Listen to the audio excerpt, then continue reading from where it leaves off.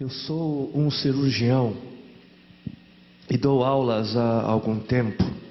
E por 13 anos vivi em companhia de cadáveres e durante a minha carreira estudei anatomia a fundo. Posso, portanto, escrever sem presunção a respeito de morte como aquela. Jesus entrou em agonia no Getsemane e seu suor tornou-se como gotas de sangue a escorrer pela terra. O único evangelista que relata o fato é um médico, Lucas, e o faz com a precisão de um clínico. O suar sangue ou hematidrose é um fenômeno raríssimo. É produzido em condições excepcionais. E para provocá-lo é necessário uma fraqueza física, acompanhada de um abatimento moral violento, causado por uma profunda emoção, por um grande medo. O terror, o susto, a angústia terrível de sentir-se carregando todos os pecados dos homens devem ter esmagado Jesus. Tal tensão extrema produz o rompimento das finíssimas veias capilares que estão sob as glândulas sudoríparas, e o sangue se mistura ao suor e se concentra sobre a pele, escorrendo então por todo o corpo até a terra.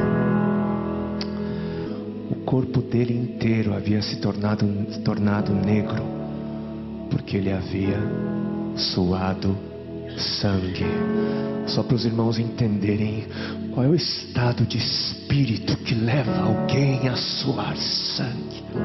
O terror, o susto, a angústia terrível de sentir-se carregando todos os pecados dos homens devem ter esmagado Jesus.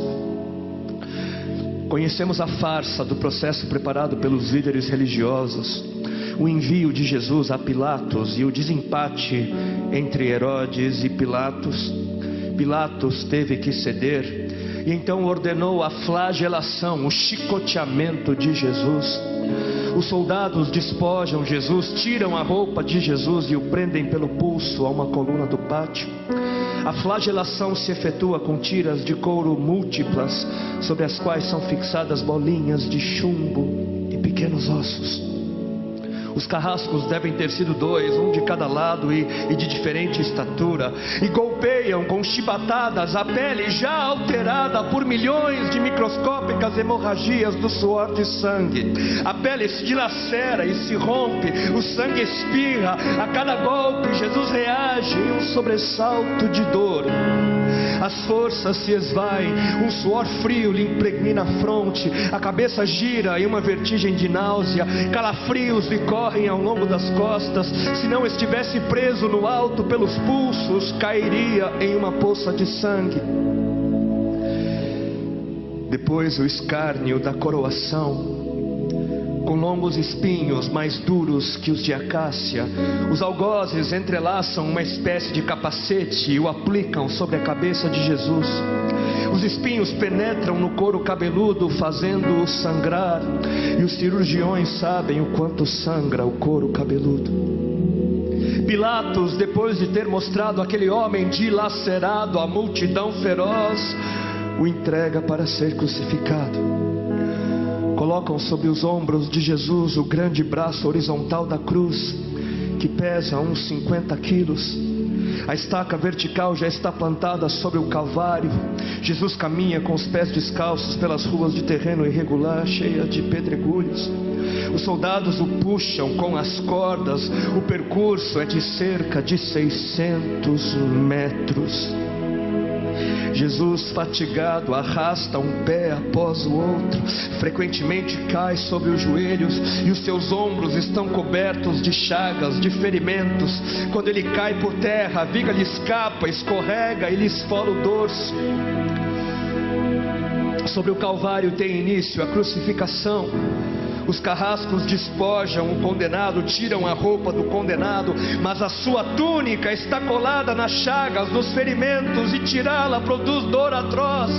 Quem já tirou uma atadura de gaze de uma grande ferida percebe do que se trata. Cada fio do tecido adere, cola a carne viva, e ao levarem a túnica se laceram as terminações nervosas postas em descoberto pelas chagas. Os carrascos dão um puxão violento, e há um risco de toda aquela dor provocar uma síncope. Mas ainda não é o fim. O sangue volta a escorrer. Jesus é deitado de costas. As suas chagas se incrustam de pequenos elementos. Depositam-no sobre o braço horizontal da cruz. Os algozes tomam as medidas. Com uma broca é feito um furo na madeira para facilitar a penetração dos pregos.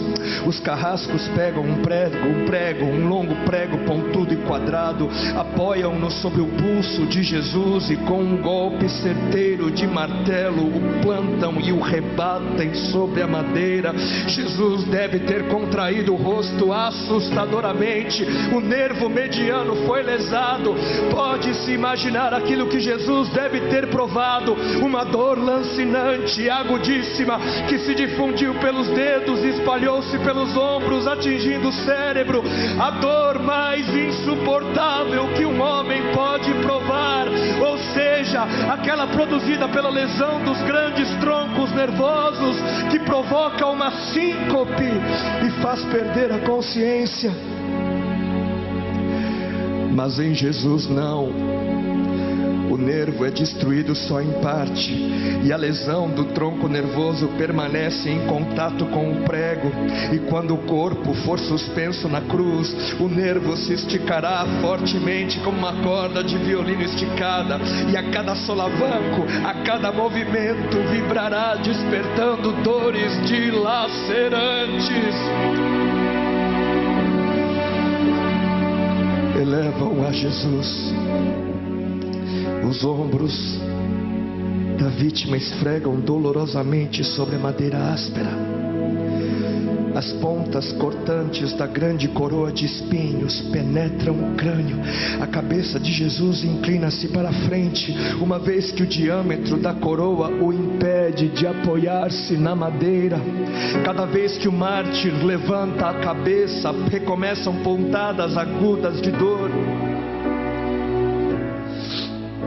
Pregam-lhe os pés.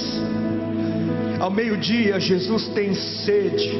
Não bebeu desde a tarde anterior e estava desidratado pela perda de tanto sangue.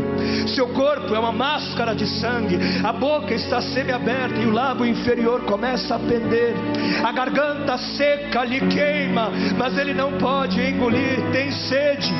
Um soldado lhe estende sobre a ponta de uma vara uma esponja com bebida ácida de uso entre os militares. Tudo aquilo é uma tortura atroz. De repente, um estranho fenômeno se produz no corpo de Jesus. Os músculos dos braços se enrijecem em uma contração que vai se acentuando, os bíceps esticados e levantados, os dedos se curvando. É como acontece a alguém ferido de tétano, a isto que os médicos chamam de tetania. Quando os sintomas se generalizam, os músculos do abdômen se enrijecem em ondas imóveis. Em seguida, os músculos entre as costelas, depois os do pescoço e finalmente os músculos respiratórios se enrijecem. A respiração se faz pouco a pouco mais curta. O ar entra, mas não consegue mais sair. Jesus respira com o ápice dos pulmões.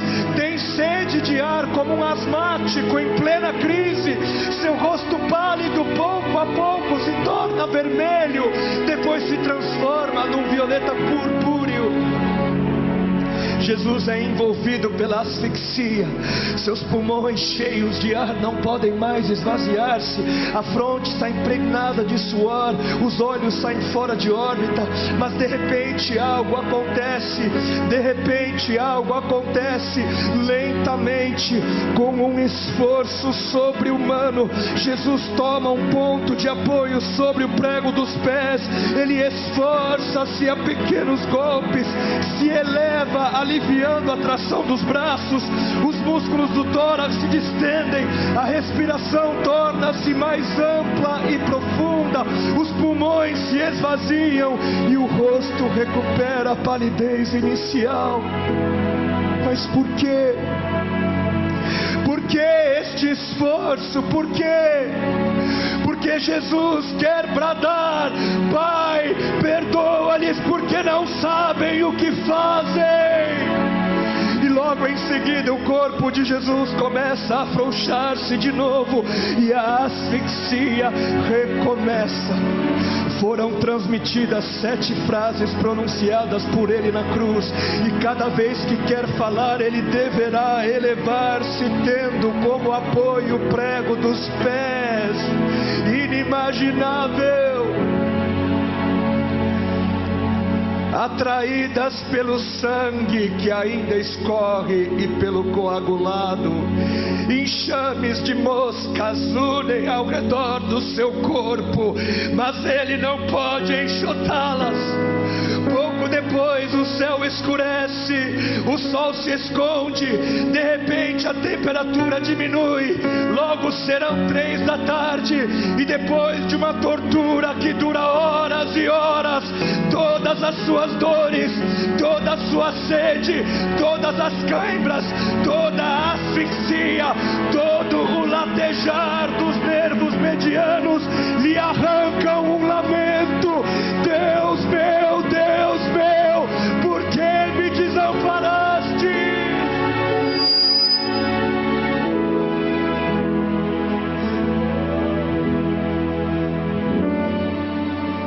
Jesus grita: está consumado! E em seguida, num grande brado, diz: Pai, nas tuas mãos entrego meu espírito.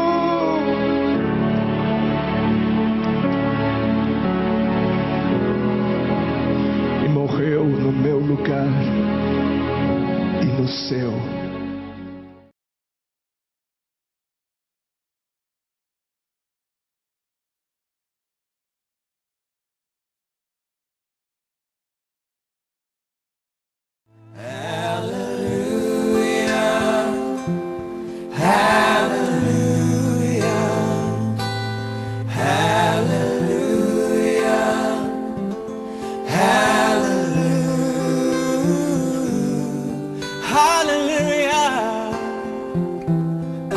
Hallelujah.